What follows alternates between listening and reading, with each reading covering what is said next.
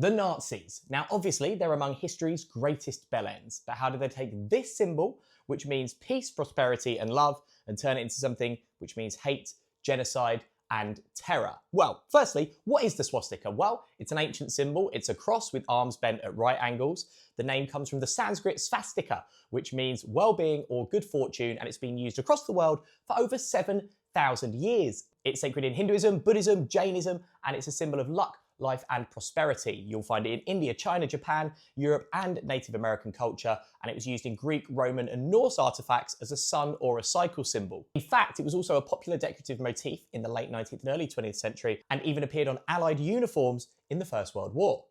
So, why did the Nazis appropriate it? Well, in the 1920s, Hitler adopted it for the Nazi Party. Not the only piece of mythology he decided to steal. I'm actually going to do another video about Heinrich Himmler, the SS, and the Knights of the Round Table. He rotated it, placed it in a white circle on a red background as a bold ideological symbol. Now, Hitler claimed Aryan roots that linked Nazism to a mythical racial purity, and it was meant to represent Nazi national rebirth and Aryan supremacy. And the Nazis were very big into Norse mythology, these kind of myths around Aryanism and Teutonic culture, and essentially stealing it to mean something it didn't, i.e. hate, prejudice, and persecution. And actually, interestingly, around the world, a lot of the time, you'll see the swastika the other way around. So on a Nazi one, you'll see the little arms roughly going clockwise, but actually traditionally, particularly in the East, they've been going the other way. Now, obviously, the Nazis stripped it of its original meaning, and it's become a political symbol which is synonymous with hate. Now, after the Second World War, it was banned or restricted in many countries, and in the West, that link with genocide and hatred and persecution is perhaps